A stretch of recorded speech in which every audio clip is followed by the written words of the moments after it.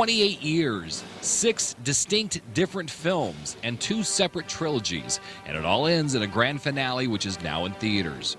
Writer-director George Lucas concludes his Star Wars saga with Episode 3, The Revenge of the Sith.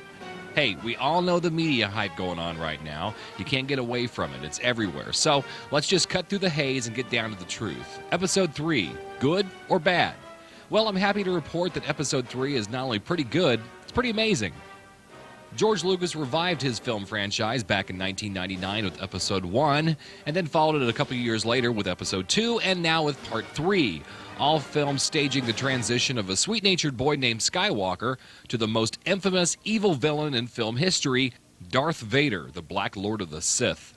If you have no idea what I'm talking about, this review, or this movie for that matter, it's not going to help you out. But for the rest of us, Star Wars are 2 syllables that, at its best, represents brilliant storytelling rich with theological overtones and edge-of-your-seat excitement and brilliant special effects.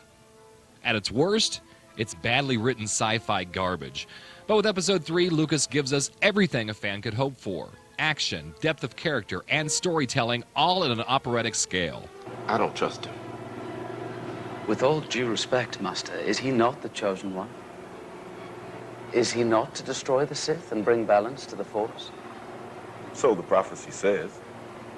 A prophecy that misread could have been. Although great, it's not perfect. The awful dialogue and horrible love story that tainted Episodes 1 and 2 does raise its ugly head again, but only briefly this time. When the manipulation/fall of Skywalker begins, it is hypnotic and compelling.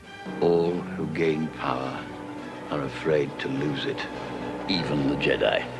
The Jedi use their power for good. Good is a point of view, anyway.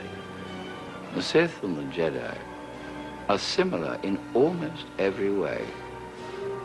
It took George Lucas 2 mediocre films to find his storytelling legs once again, but he did it, and he did it in a grand scale.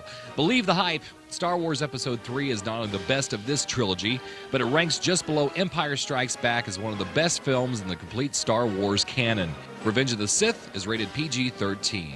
That's all the time we have for this week. We're going to catch you next time right here on the front row. For KQ2, I'm Bob Schultz.